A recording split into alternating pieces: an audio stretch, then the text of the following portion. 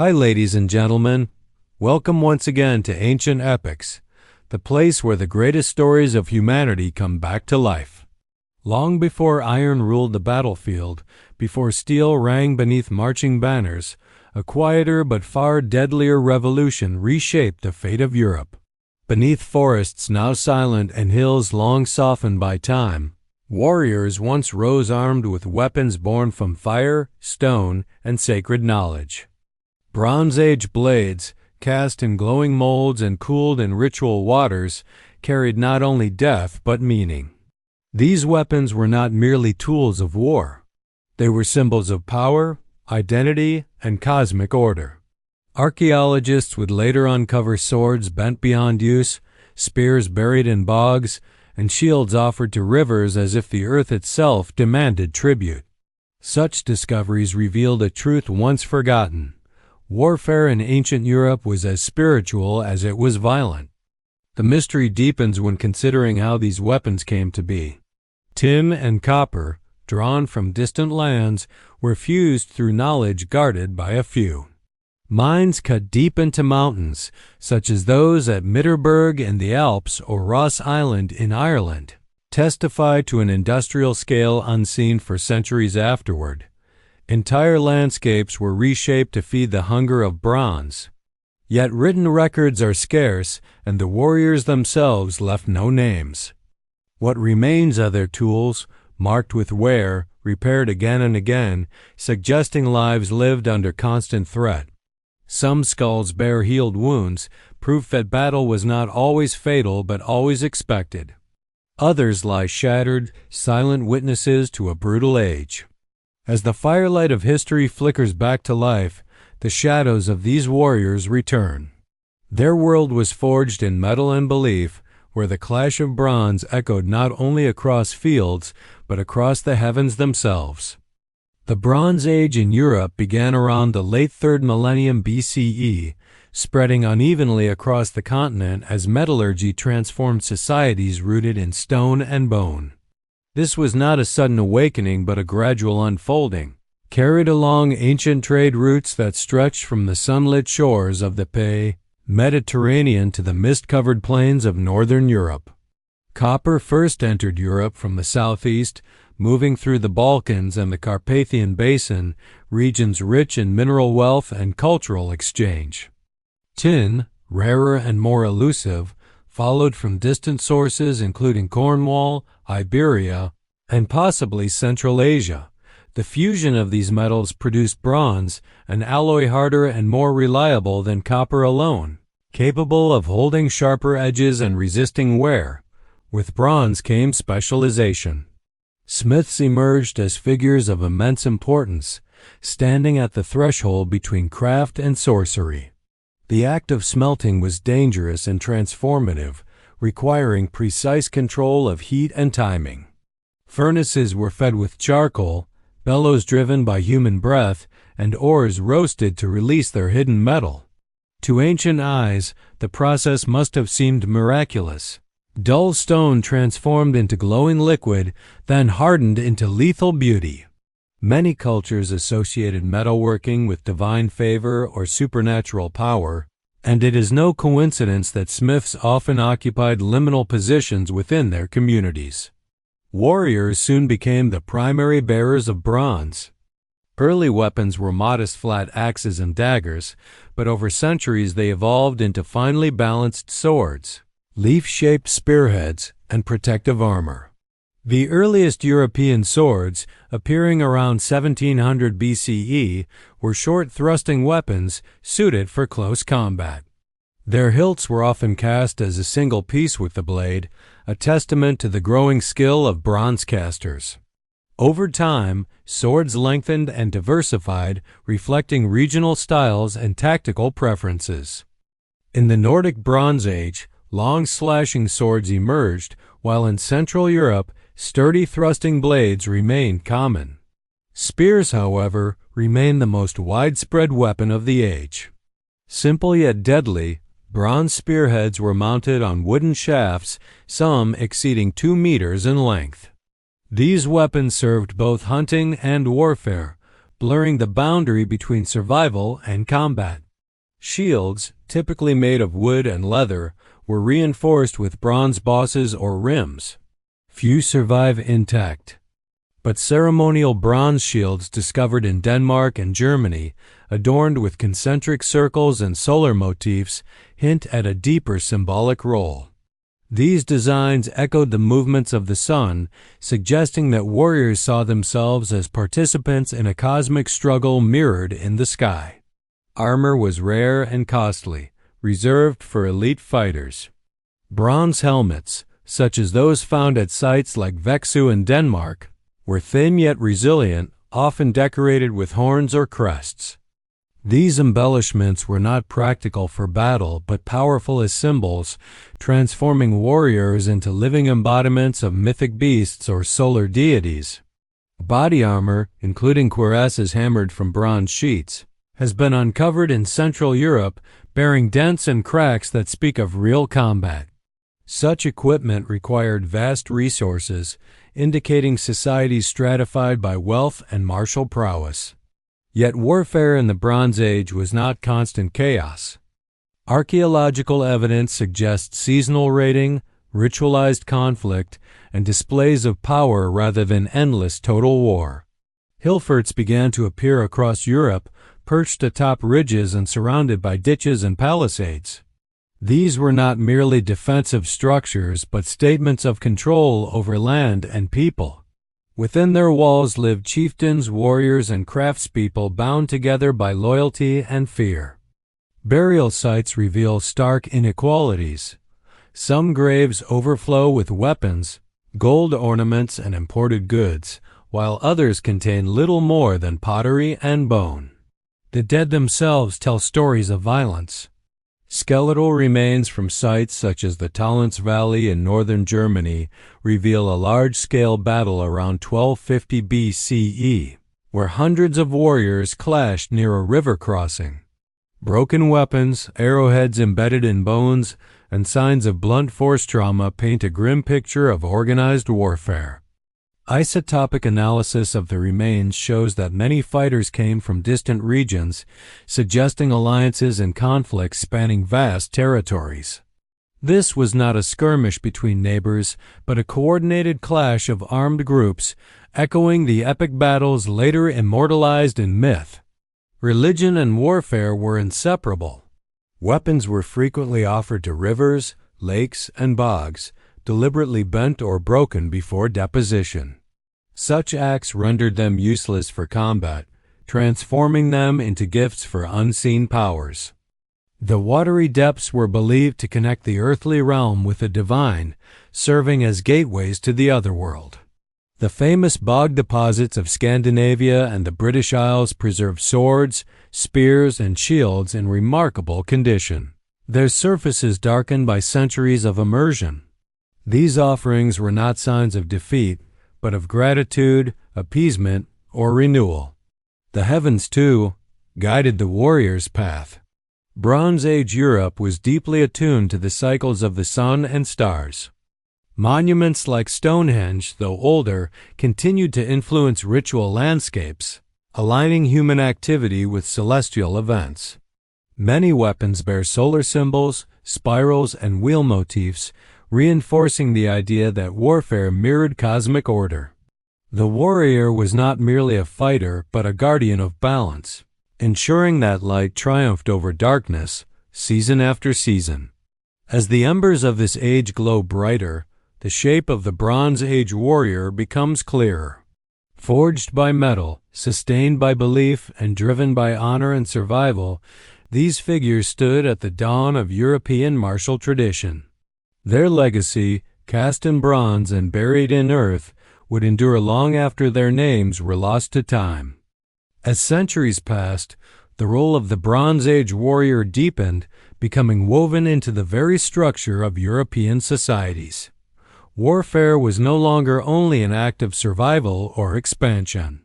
It was a defining force that shaped hierarchy, ritual, and memory. The warrior elite emerged as a distinct class, marked not only by weapons but by posture, burial, and mythic association.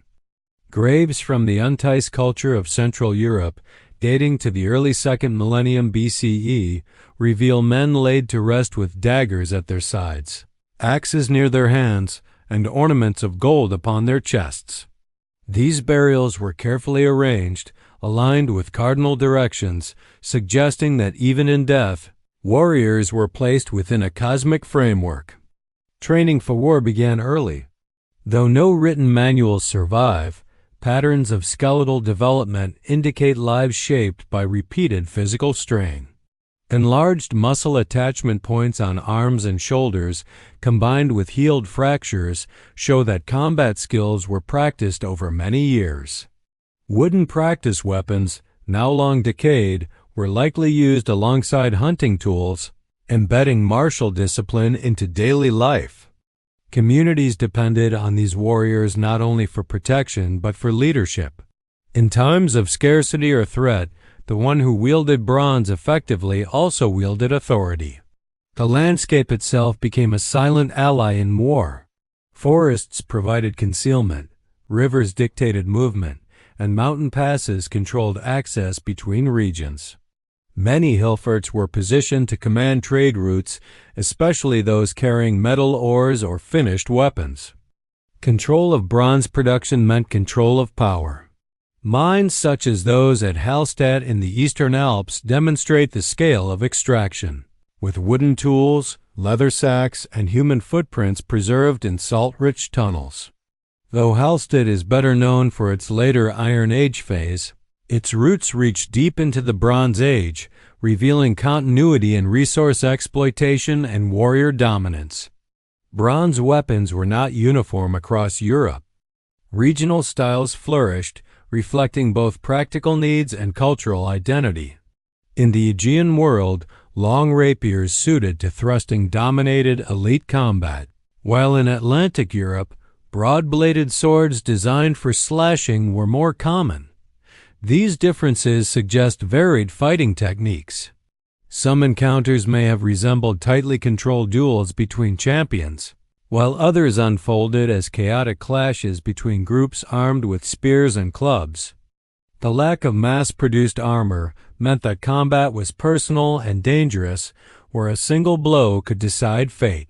Chariots, though rare in much of Europe, appeared in select regions influenced by Eastern traditions.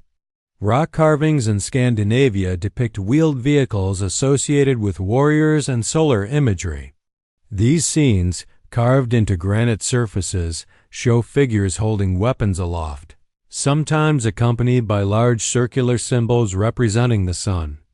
Such imagery reinforces the idea that warfare was bound to cosmology. The sun's daily journey across the sky mirrored the warrior's path through life, struggle, and death. Victory ensured renewal. Defeat threatened cosmic imbalance. Women, too, occupied complex roles within this martial world. While the majority of warriors identified through burial evidence are male, some graves challenge simple assumptions. A small number of burials contain weapons alongside female skeletal remains, suggesting that martial identity was not strictly confined by gender. More commonly, women were central to the production of textiles, food, and ritual objects that sustained warrior culture. They wove cloaks adorned with symbolic patterns, prepared feasts marking seasonal cycles, and likely played key roles in rites that honored fallen fighters. The warrior did not stand alone but was supported by an entire social fabric. The soundscape of Bronze Age warfare is lost, yet its echoes remain in material traces. The ringing clash of bronze on bronze, the dull thud of wood against shield, and the cries of men moving through smoke-filled clearings can be imagined through damage patterns on surviving weapons. Many swords show repeated edge nicks, carefully hammered smooth and reused, indicating prolonged service. Some blades were repaired multiple times, valued not merely for material worth but for accumulated history. A weapon carried through many battles became a repository of memory, perhaps believed to absorb the strength or spirit of its wielder. Ritual destruction of weapons marked pivotal moments.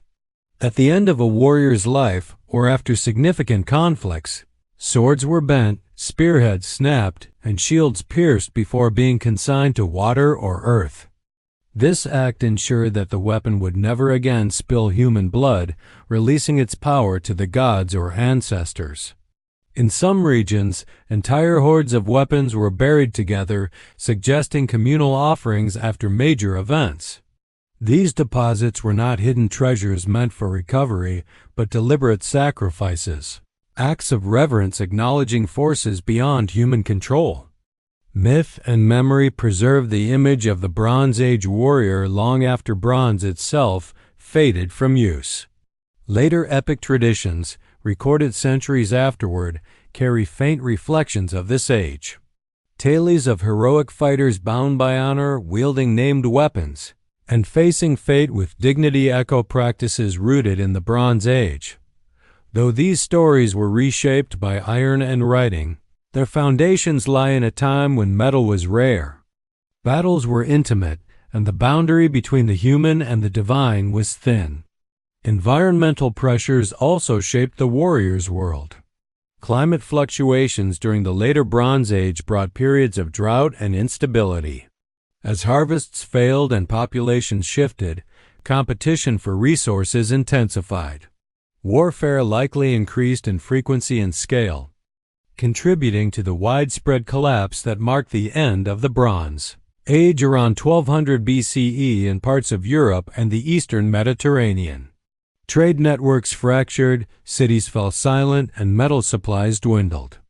Without tin, bronze could not be made, and the warrior's tools lost their edge, both literally and symbolically. Yet even in decline, the legacy of Bronze Age warriors endured. Techniques of combat, ideas of honor, and ritual practices passed into the emerging Iron Age. Iron weapons would soon replace bronze, cheaper and more abundant, transforming warfare into something broader and more relentless. But the memory of bronze lingered as a golden age, a time when warriors were fewer, weapons were sacred, and battles were woven into the rhythms of the cosmos.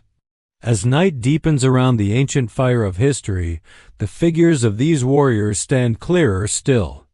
They are no longer faceless skeletons in distant soil, but human beings shaped by belief, landscape, and the glow of molten metal. Their world, forged in bronze and shadow, waits for its final chapter to be told. As the Bronze Age drew toward its final centuries, the world of the warrior entered a time of profound transformation. Long-standing traditions, once stable and reinforced by ritual and memory, began to fracture under pressures both natural and human. Across Europe, settlements were abandoned, fortifications burned, and trade routes fell silent. Yet even as collapse loomed, the image of the Bronze Age warrior did not fade quietly. Instead, it became etched deeper into cultural memory, preserved through burial customs, sacred landscapes, and the enduring presence of weapons laid to rest with care. The final generations of bronze warriors lived in a world increasingly defined by uncertainty. Climate evidence drawn from pollen analysis and lake sediments suggests shifts toward cooler and drier conditions in several regions. These changes strained agricultural systems that had supported growing populations for centuries. As resources dwindled, conflict over land, water, and trade intensified. Weapons once reserved for ritual display or elite combat were now more frequently employed in survival-driven violence. Hill forts expanded their defenses, ditches deepened, and palisades grew thicker, signaling a heightened expectation of attack. Yet even amid hardship, belief remained central. The act of warfare continued to be framed within sacred order. The sun still rose and set. Constellations still traced their ancient paths, and warriors still looked skyward for meaning. Archaeological finds reveal continued emphasis on solar imagery during this late period, with discs, spirals, and wheel symbols appearing on personal ornaments and ceremonial objects. These symbols spoke of renewal, suggesting hope that cycles of destruction would be followed by rebirth, just as winter yields to spring. The transition from bronze to iron did not occur overnight. For a time, both metals coexisted, with iron initially valued more for ritual or symbolic reasons than for practical superiority.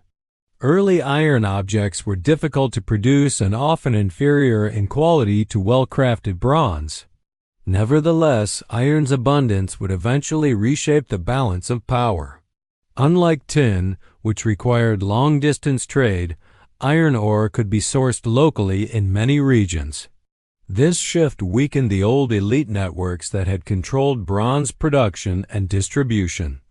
The warrior class, once defined by exclusive access to rare metal, faced a changing reality. Burial practices from this transitional era reflect both continuity and change. Some warriors were still interred with bronze swords, carefully placed as symbols of identity even when iron was available. Others were cremated, their ashes accompanied by fragments of weapons or tools, suggesting evolving beliefs about the afterlife. The body, once preserved whole beneath mounds or within stone-lined graves, was now transformed by fire, mirroring broader transformations sweeping through society. Yet the reverence for weapons endured. Even broken or obsolete blades were treated with respect, never discarded carelessly. Memory became the final stronghold of the Bronze Age warrior. Oral traditions carried stories of heroic ancestors, of battles fought beside rivers and beneath open skies, of leaders whose courage held communities together in times of fear. These stories, though altered by generations of retelling, preserved core values: honor, loyalty, and the acceptance of fate. Later mythic cycles, recorded in much later centuries, echo these themes with striking clarity. Though separated by time and language, they retain the shadow of a world where bronze gleamed in firelight and warriors walked the boundary between life and legend. The land itself bears silent witness. Rivers that once received offerings continue to flow over buried swords and spearheads. Bogs still cradle shields and helmets, sealed away from decay. Mountain passes remember the footsteps of armed men who guarded trade and territory. Even today, when such objects are lifted from earth or water, they carry an aura that transcends their material form. The weight of a bronze sword, balanced and deliberate, speaks of hands that once trusted it with life and death. Modern archaeology has allowed these voices to be heard again, not through imagination alone, but through careful study. Metallurgical analysis reveals alloy compositions and casting techniques. Microscopic examination of blade edges shows patterns of use and repair. Isotopic testing traces the origins of metal and the movements of warriors themselves. Each scientific advance adds depth to the ancient story, confirming that these were not crude or primitive societies, but complex cultures guided by knowledge, belief, and skill. Yet knowledge alone does not complete the picture. The spirit of the Bronze Age warrior lies in the convergence of metal and meaning. Weapons were never merely instruments of violence. They were extensions of identity, bound to personal and communal destiny. To carry a sword was to carry responsibility, to stand as protector, challenger, and intermediary between the human and the divine. This understanding shaped every aspect of warrior life, from training and battle to death and remembrance. As iron replaced bronze and new ages dawned, the old ways receded into memory. But memory is resilient. It endures in myth and landscape and in the silent dignity of artifacts resting in museums and earth alike. The Bronze Age warrior remains a foundational figure in the story of Europe, representing a time when humanity first mastered metal and, in doing so, reshaped its own fate. In the quiet glow of imagined firelight, the tale reaches its rest. The warriors lay down their bronze blades, not in defeat, but in fulfillment of a cycle long ordained. Their world has passed, yet its echoes remain. carried forward through time as a testament to courage, craftsmanship, and belief.